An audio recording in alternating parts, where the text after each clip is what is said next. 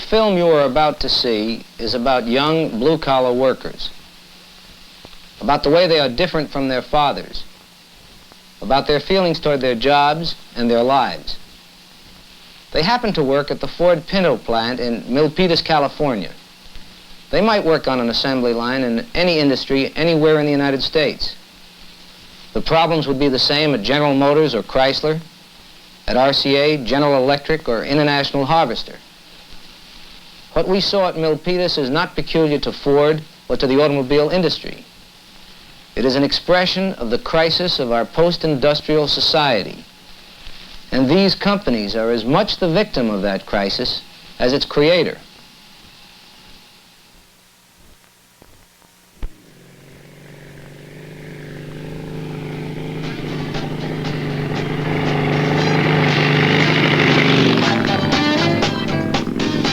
What these four men have in common is this. They live in California. They are 30 or under. They work on the assembly line at the Ford Pinto plant in Milpitas, 40 miles south of San Francisco.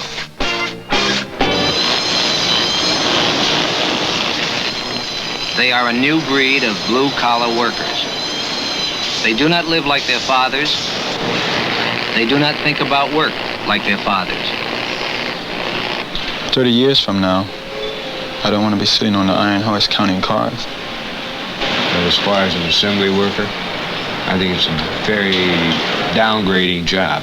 I mean, anybody can be an assembly worker. I'm just an individual who wants to be me, who doesn't want other people running my life. How do you see yourself? Just one of the donkeys that work at Ford. That's what the foremen call us, and that's what we call each other.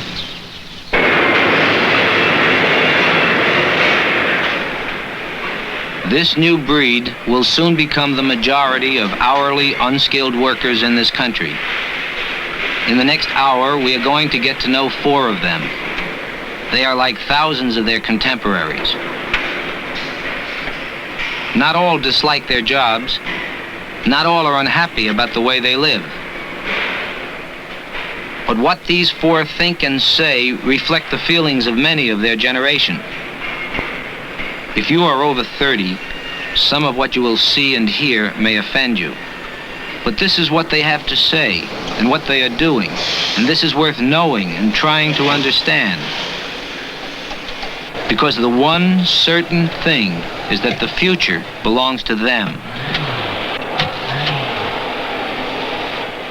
The Blue Collar Trap, an NBC News white paper on the way America's young assembly line workers are changing.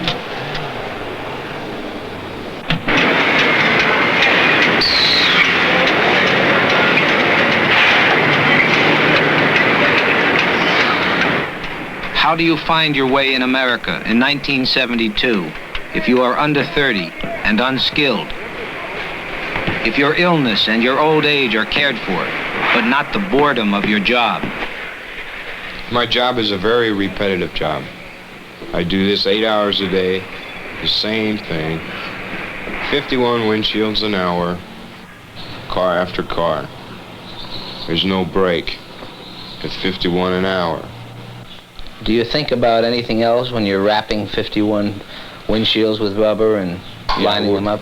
I wish the hell of the day was over. That's what I wish. Joe Salem, 30. He wants to be a salesman, and he thinks he has the personality to sell. Willis Hardwick, 23. He stacks cars on the Iron Horse. He would like to be a lawyer. Like we start work at 6:30 in the morning, and I say about 9:30. I'm tired of the job because it's so boring. So I tend to piddle around and do other things that I shouldn't do. And like I have a tendency to miscount, and sometimes I don't even count because just going back and forth all day. How many of those tires do you put on in an hour? Well, there's about 50 cars an hour, so I guess an average is say about 140 tires an hour. For an 8-hour day and an 8-hour day. Yeah. It's very monotonous. You're like a robot. Everybody there is like a robot. You don't like your job? No, I don't. Why do you stay in it then? It's a job. Ed Wojciechowski, 23. He is saving his money to buy 160 acres he knows about in the Canadian wilderness. Gary Lappin, 27.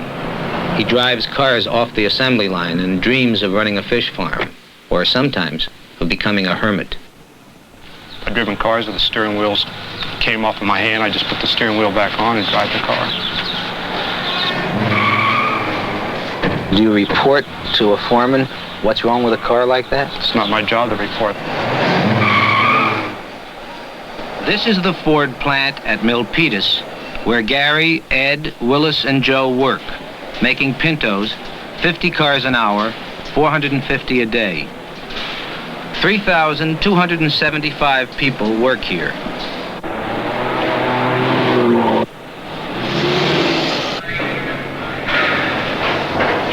Last year, they built 188,421 cars and trucks. The plant, by any standard of measurement, is a marvel of efficiency and ingenuity. Henry Ford invented the assembly line. On it, he was able to build his Model T so cheaply that everyone could afford a car. Others found ways to improve on Henry Ford's idea. The more men work like machines, Frederick Taylor said, the more efficient the output. The basic idea is simple. Eliminate choices. Eliminate the need for skill. Eliminate the need to think. Make the men as much like machines as you can. Noisy, boring, mindless, but efficient.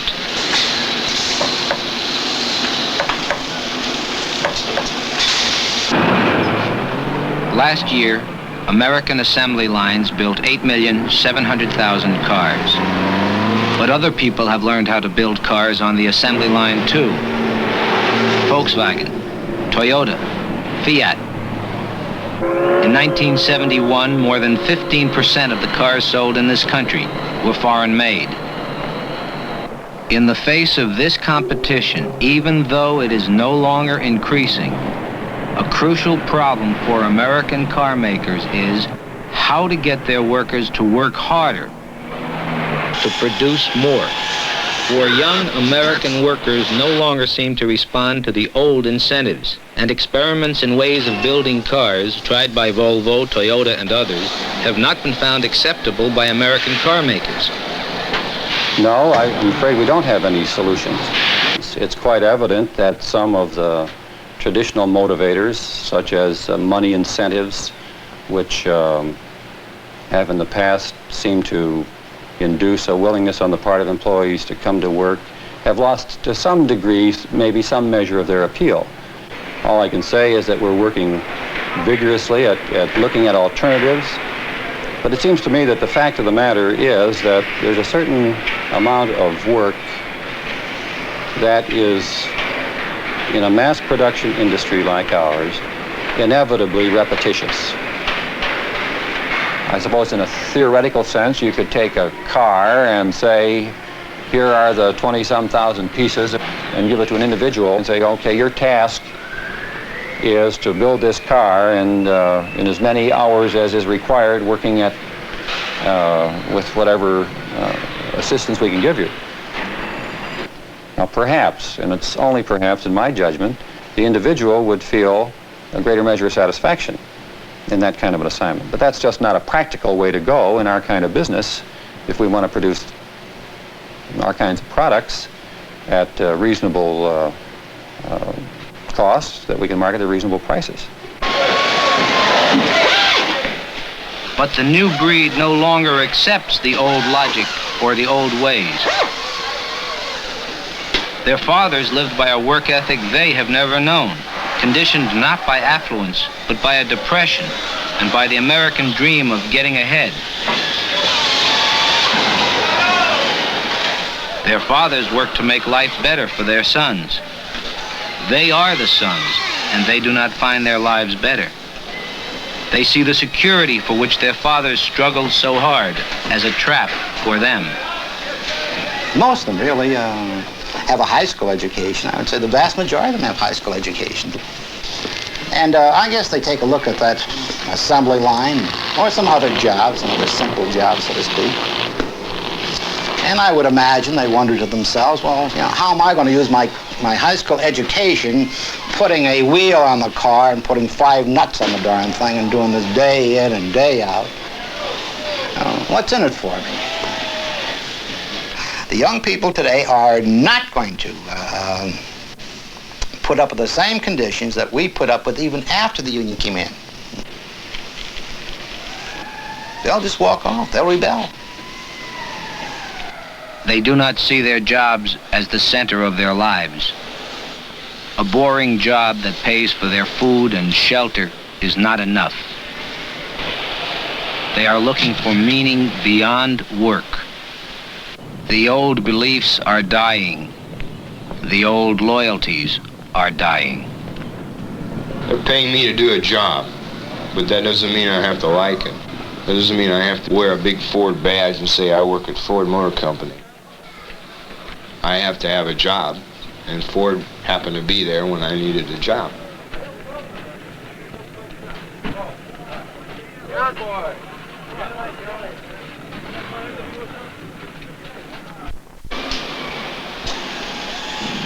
You know what a hippie is? Yes. That's a term that society uses for long-haired people. As long as you've got long hair, you're a hippie. Well, by that definition, society would call you a hippie. Yes. Would you call yourself a hippie? No. Just because I like psychedelic posters, just because I like my hair long, and I like a beard, and I like loud music, doesn't mean I'm a hippie. You know, I'm still a man. I'm still a human being. But even my parents, they think I'm a hippie. I've told them many times, you look like hell, and you know, shave the beard off, you know. Do you like that band around his head? Not really.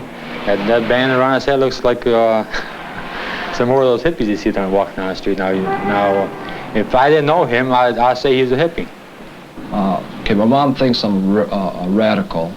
In fact, I truly think she believes that I'm a communist because I've been influenced by communist people, right? Which is completely untrue. I've told him that I thought he thought the communist way, but I've never actually, I don't remember calling him a communist. Oh, they don't want me to live the way I am. They're against that. They want me to be like them. They want the materialistic things of life, the things that money buys. Whereas myself, I don't care as far as the materialistic values that I have. They want a really nice car, like they own 2 cars. They own brand new furniture, real nice home. It's a house. It's not what I would care to live in. Like no such thing as putting posters on walls because it's gonna wreck the wall. I feel more comfortable in this house than I do in their house.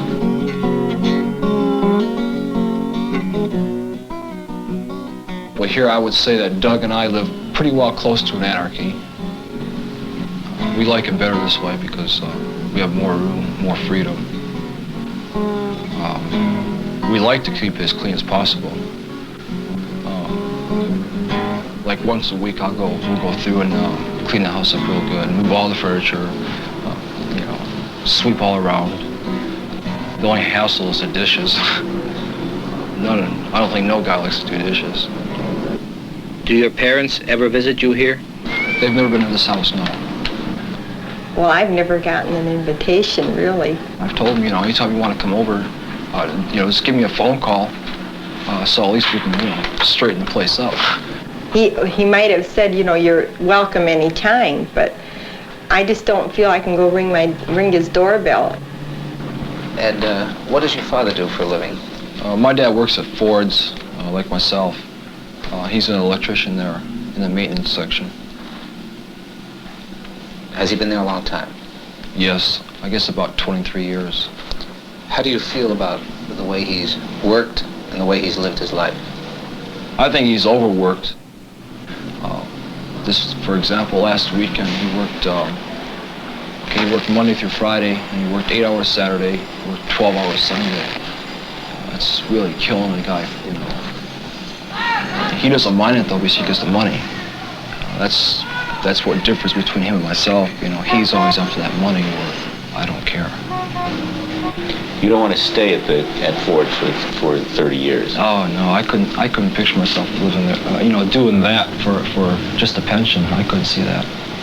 You've told me how you feel about your job. How do you feel about the union?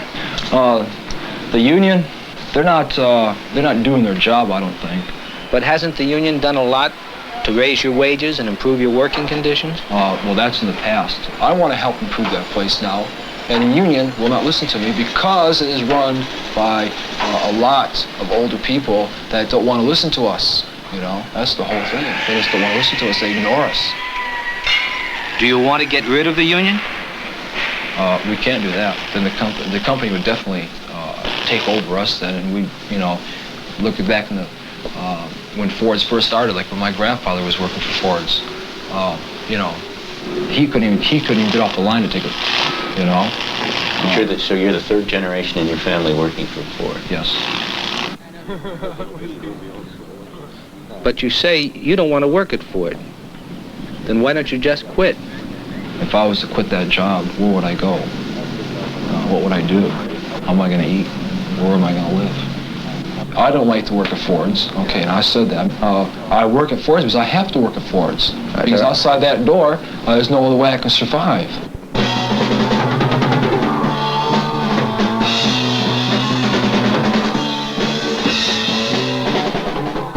Do you participate in politics at all? No, I haven't. Now that I've got the right to vote, though, I'm going to use that right. Are you a registered member of a party, a political party? I'm registered with the Democratic Party, yes. But you call yourself an anarchist. True, but okay, that's what I believe in. I believe in anarchy. But because of the society that's outside today, I can't be a true anarchist. Why not? Oh, well, you got to look at it realistically. Like, we're not living under an anarchy state. We're not living under a Marxist state. Therefore, in order to survive, you have to live under the conditions of what state you're living under. But all things considered, hasn't this society and capitalism and Ford been pretty good to you? True. They've given me a living. They've given me food. They've given me a roof over my head. But that's it. They haven't given me anything else.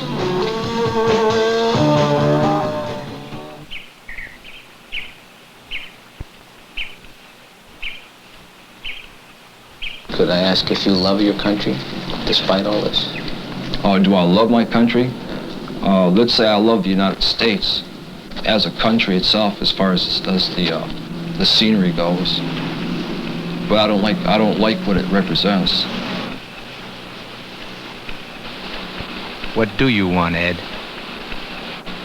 Probably I just want my freedom, my individuality, not being ruled by other people, not having anybody else bothering you at all. I don't owe the world anything, and the world doesn't owe me anything. That's the way I see it.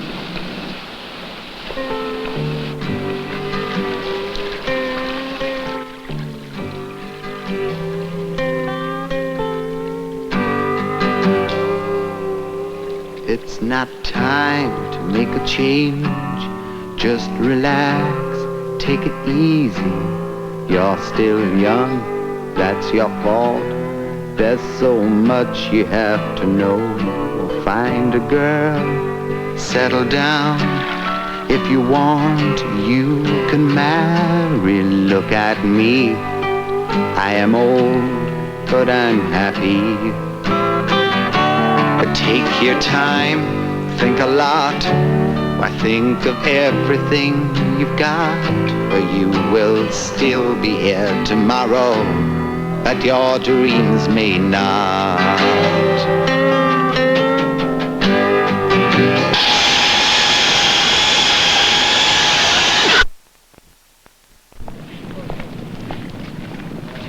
Like every morning I wake up, I feel all right until I get to the gates of Ford.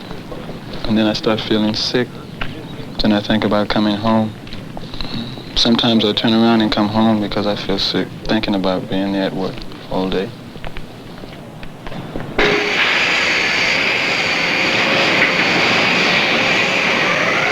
I don't like working at Ford. I just don't like to work. I sort of feel trapped when I'm there. I've been working there for 5 years, and it seems I can't quit. And I'd like to, but it just, life is too rough. And like, once you start working there, can't afford to quit.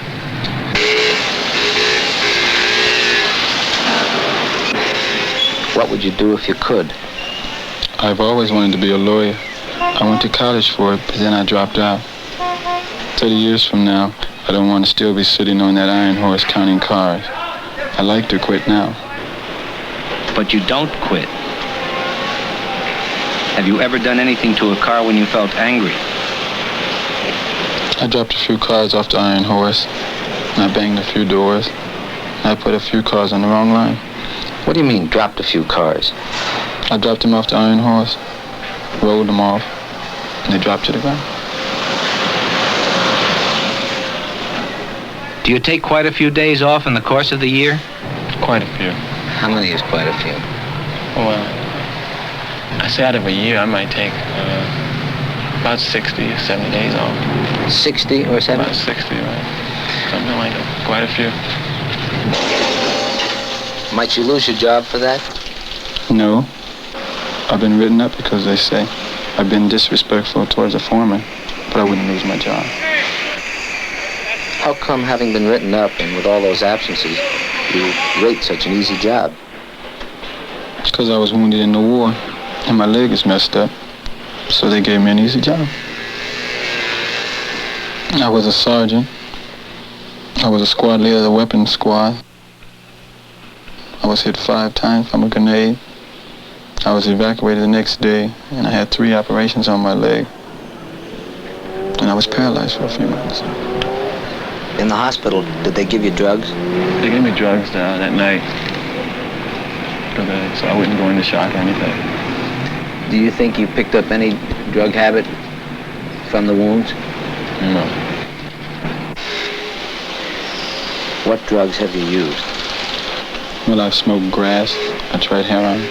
I tried cocaine, hash, reds. Did you use drugs at work, at Ford? Yes. Like at lunchtime, we used to use drugs. We smoked grass sometime. Smoked a little grass. Most of the time, we would just go out and drink a lot of alcohol. Then we would go back to work. The biggest day was Friday, when everybody got paid. Both your mother and father work, don't they? Yes, my father and mother work. And my father works as a mechanic, and my mother works for Lockheed.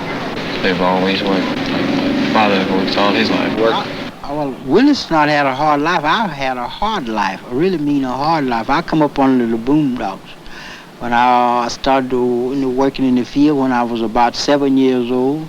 When I was 12 years old, I was picking 250 pounds of cotton. Why did you say Willis hasn't had it hard?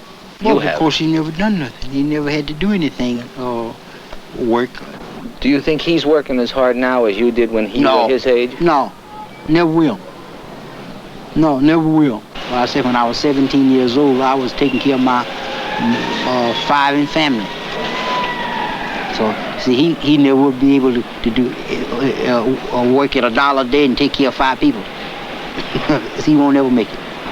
Willis, you once told me you felt cheated being a black in America. I feel cheated because when I go somewhere looking for a job, people look at me and say, No, because of my race. They say I can't use you, and that's because I'm black. But you also told me that you weren't militant. Well, you see, to be militant is entirely different. You see, you have to be altogether militant. I mean, I'm militant in my own ways to a certain extent. You know, if I was really militant, then I couldn't even have Sonia with me, really. You know. Sonia, what would you like for Willis?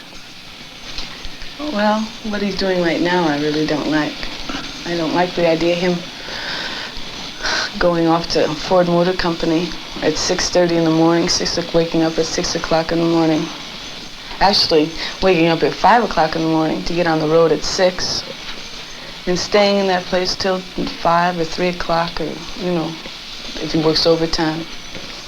And I don't know, I think Willis would like more if he could, I don't know, have a job with more respect for himself, or, you know, where he could be more proud of himself. I believe one day he's going to get fed up. He's going to go to school, and we're going to have to put aside our material wants. The first time. I feel I need the satisfaction of being needed more than needing him.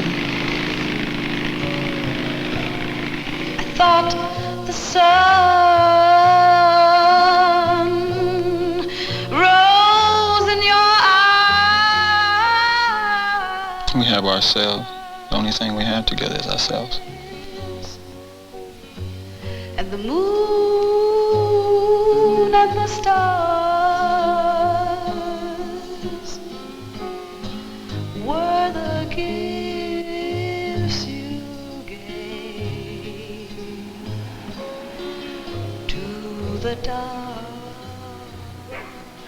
How do you feel about the baby Sonia's about to have? Well, I think it's going to be wonderful. Like I always say, if it's a girl, it's going to be Miss Black America. I tease her more or less. And if it's a boy, it's going to be like me. Sonia, have you thought about getting married? Yeah, we both, you know, we've talked about it a lot.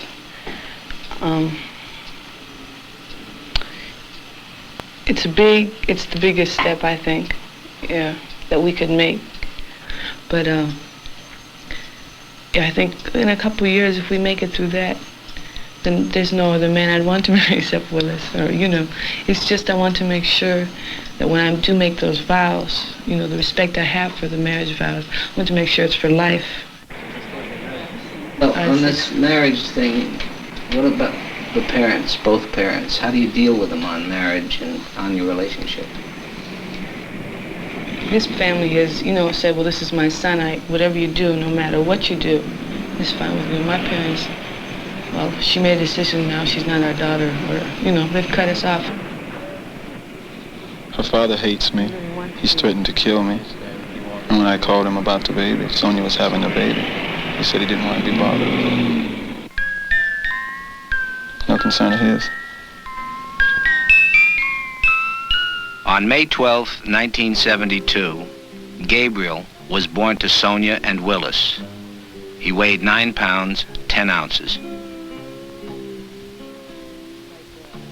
I don't believe there's a guarantee on anything in life, you know, except living. In other words, 10 years from now, who knows what kind of a person I'm going to be. Because we're always changing.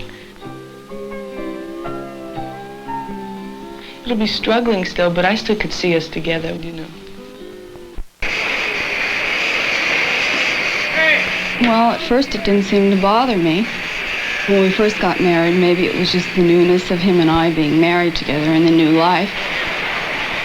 But then, the longer he worked there, the more bothered he seemed to get, and it was affecting his home life. But every evening I come home, I'm frustrated. Different things every day, something different. And I listened out, but I mean every night, you know, I would rather talk about something else. Well, you work too. Do you tell him about your troubles at work? When I get to. When I get a word in edgewise. This is a sub-assembly job.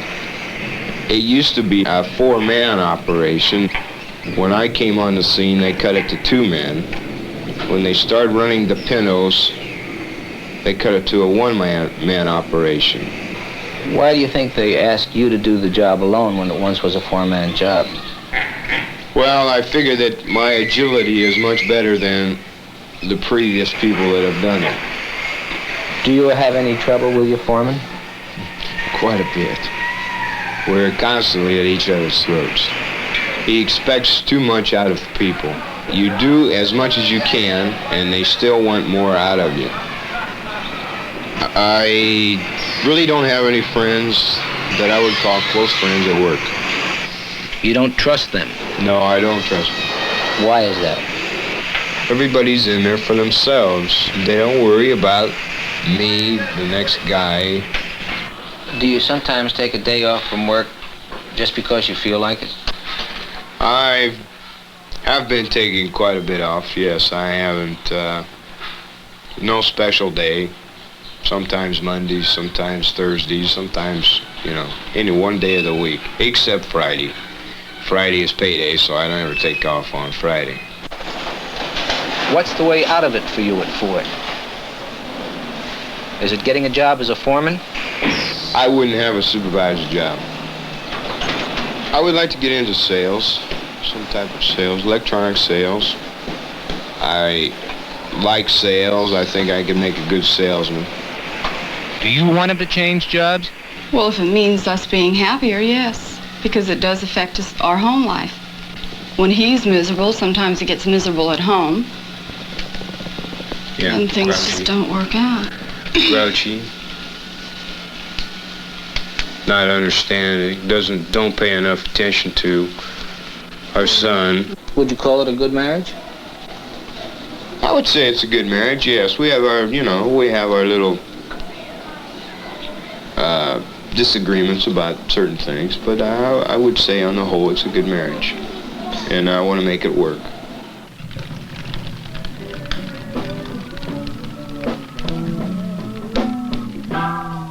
Well, I think I have more responsibility than Joe does. In my first marriage, I didn't really get a good marriage out of it, and now that I'm in my second one, I know what I did wrong in the first one, and I know the things I want out of life. We have our differences, quite a few differences. I like to spend and she likes to save. In my first marriage, we never had a savings account. This marriage, we do have a little savings. Who gets the paycheck? She does. Both of them. Both paychecks. And you give him an allowance? On Monday, when he goes to work, he gets so much to spend for that week. And I think it's over the amount which he should spend. But he goes bowling on that. He goes to school and gas, and I pack his lunch. That's the only way we can budget. But sometimes Joe slips and wants more, or we have to dig somewhere else to find that money. Have you slipped lately, Joe? Yeah.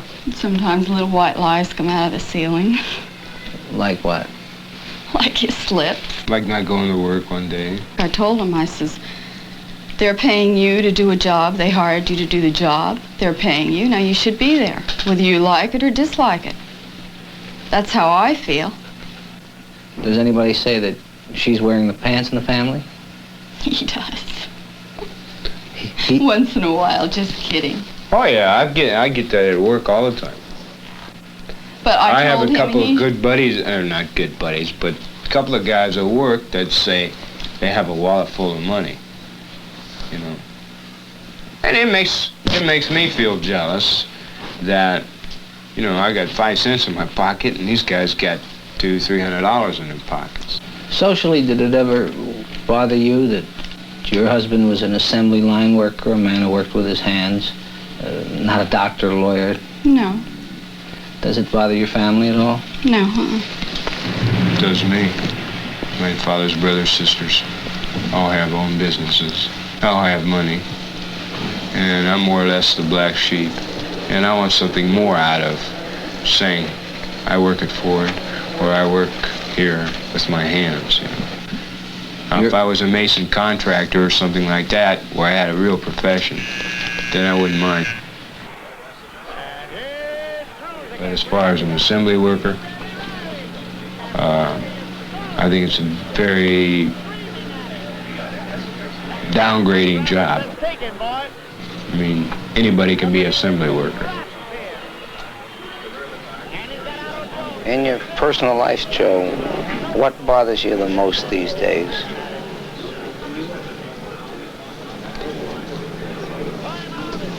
Oh, the way the country's run. Not getting further ahead in my job. Not getting ahead money-wise. And not being established. Would you call yourself bitter? No, not bitter, just getting fed up with the way the country's run. Establishment. I don't know, it's just a mixed up world. Everybody's got their own thing. The older generation is always trying to push something on somebody. The big business is always trying to put out the little man, put the little man out of business. The little man never has a chance. And the big companies are the ones that hold on to everything. They've got the money, they've got the power. It's not worried about the person like me. Thunderbirds go out in front. What I want out of my life is to own my own house, have a fairly decent living, not to be a big type executive or anything like this, but I'm not out for that. I want to start at the bottom, learn something where I can advance, have a decent salary, where I don't have to break my neck for 10 hours a day. I don't want to see my kids working on an assembly line. I would rather have them see them doing something they enjoy. And to just live comfortably and be happy.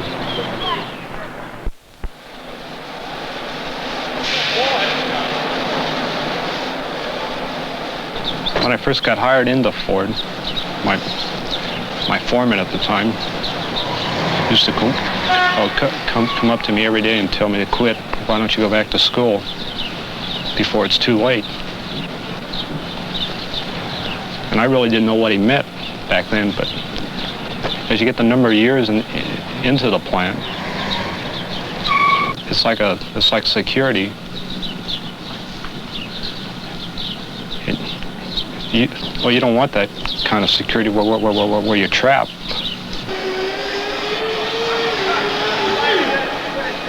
The way of life I live. I got people in front of me, people beside me, people in back of me. Just want to get away from people. I want to be close around nature. That's what I want, girl. I like swimming in the ocean. You can catch a wave and ride it. It seems like forever. But it's just something between you and the wave, you and nature, you know what I mean? A lot of people don't like the word hermits, but a lot of people will come home, come to their apartment, drop acids, or take a bottle and hide themselves away. So what's the difference? My escape, I just want to be out in the woods, or out in nature, where I can think things out. You have a wife. What about her? She likes being around people, and I don't. But she likes the idea of living out in the woods somewhere. Well, what do you think will happen to the dream of becoming a hermit? Will she join you? She'll join me, but she wouldn't stay. When you talk about his going away alone, are you understanding it as a month? No, or a it's year? Forever. Or forever? Forever. Forever. How do you feel about children? I don't want any. You no don't children. want No children. You're both in agreement on that. Well, I mean, for me, emotionally, I love little kids, you know. I'd like to be the big mother to some little kid and have that kid need me and depend on me. But everything that I believe is against it. I really don't think I could bring a kid up into an uncertain future. Now, if I believed that everything was fine, that the stock market was going to go up, and the trees were all going to come back, and the ocean was going to clean itself, and the schools were going to empty themselves out and make room for my baby, you know, and I thought that the wars would someday end, and I was sure I was going to have a girl, and they were never going to draft women, and if I were sure of all these things, or just one or two of them, I might try it. I might take the risk. Well, I went and got myself fixed. I can't have children. Medically fixed? Medically fixed. And I don't want children. Things are just too screwed up here. I mean, you're gonna have another Ireland. I mean, where there's shooting, riots. That's the way I feel it. It's almost here now.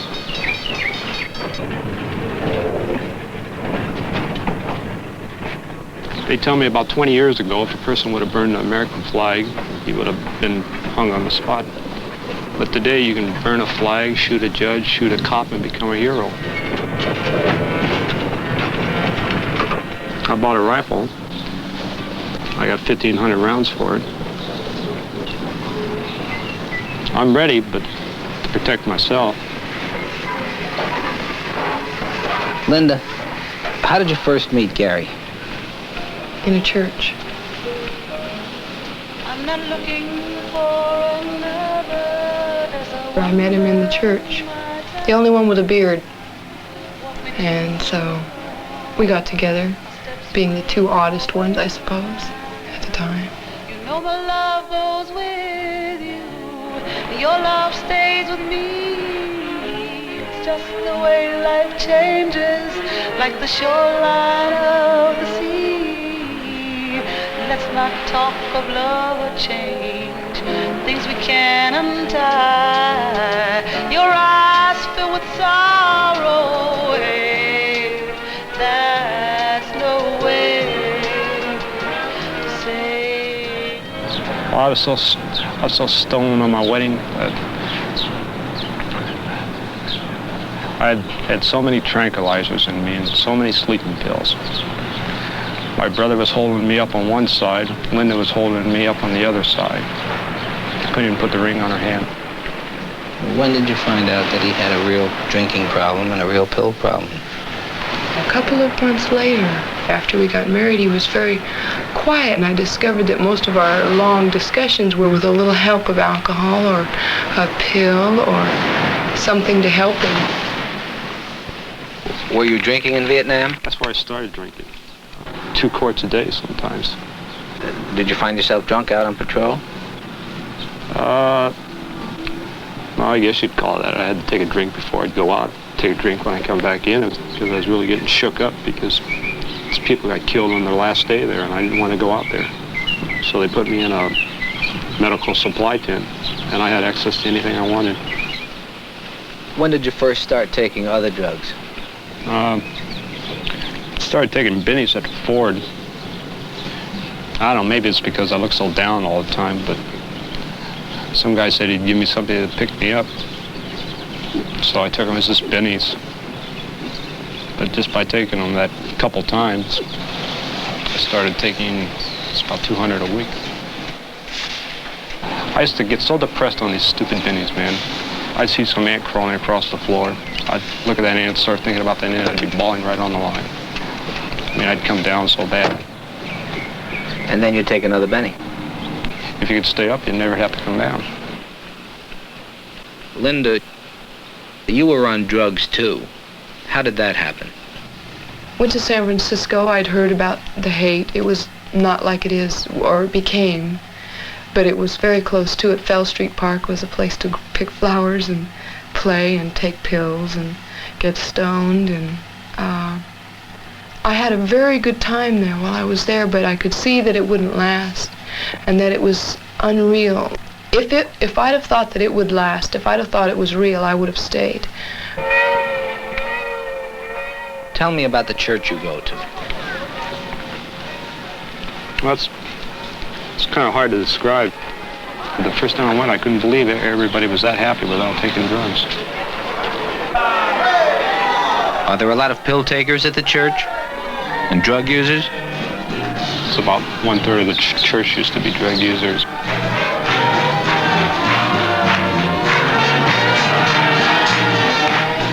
Well, what happened in the church to make you give up drugs and to make you give up liquor?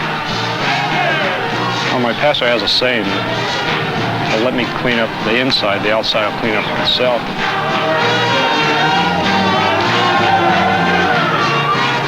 Nobody ever told me to quit. It'd be better if I did or anything, but it was just something that happened. One night, I just flushed pills down the toilet. Well, it's just like somebody drinking beer and then you switch to scotch. You're going to get drunk a lot faster on scotch. But to me, it's switching to God. You love God more because you know that He's merciful, that everything He does have a purpose. And I praise Him today for His mercy. Praise God. Hallelujah. It's just something that you can, I feel that I'm just reaching out to God and I can feel Him moving within me. There's love there there's a love there I have for Jesus, and I feel it, him returning it to me. If you could bottle up that feeling, I could make $1 million. I'm a raw ore, I'm not perfect. But I really believe that I can be more than I am. I believe that there is more to me, there is more to Gary, there is more to all of us than what we appear.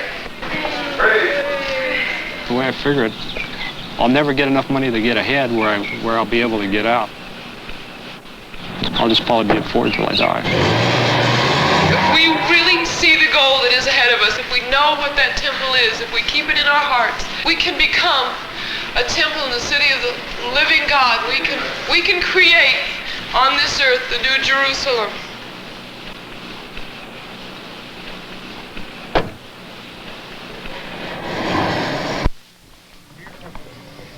At 12:01 a.m. on June 14th, the workers at the Pinto plant at Milpitas went out on strike.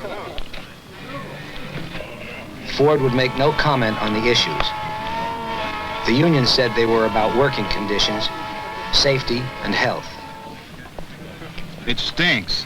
The ventilation in the plant stinks. You can't breathe.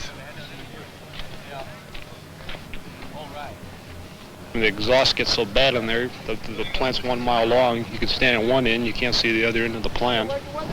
Out of 2,800 union members, fewer than a quarter voted on the strike. 90% of those who did vote voted to strike. Willis, Gary, and Joe did not vote. Ed did not vote either. He had gotten a job at the plant as an electrician's apprentice, a skilled job. He decided to shave off his beard, said he was going to throw away his headband. The 4 young blue-collar workers we have met in this hour do not like their jobs. They work hard, but they dream of escape. For the success of the assembly line, the prosperity it created has also created a work crisis. Few any longer want to do the hard, boring assembly line jobs. We grew prosperous because the assembly line worked. Can we continue to be prosperous if those who, in the future, will make it work or not work feel alienated from their jobs, from their society? For the first time in history, unskilled workers like Gary, Joe, Willis, and Ed have the luxury and the security of examining their lives. What they see does not please them. They find their lives boring and without meaning. They all have troubled feelings about their country. They don't trust its institutions or its leaders. 3 out of 4 will not bother to vote in November. They live in God's country, but there are no more frontiers. They are trying to find out how to live in self-respect in a society that seems to have no solutions. Unlike their fathers, they do not wake up in the morning feeling, today I may find the answer. In them, there is the sense of the failure of a dream. and of a desperate search for a new dream.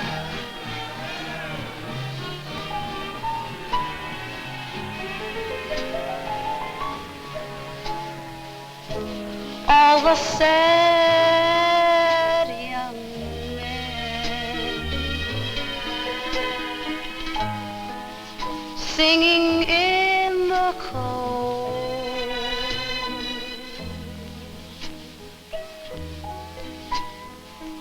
trying to forget that they are growing old.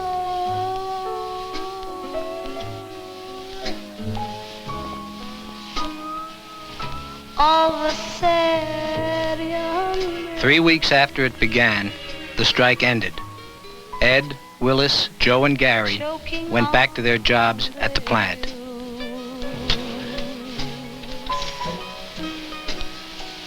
Trying to be brave, running from the truth.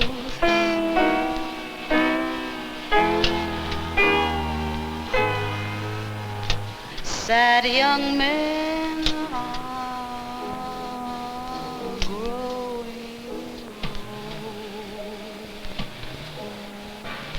That's the cruel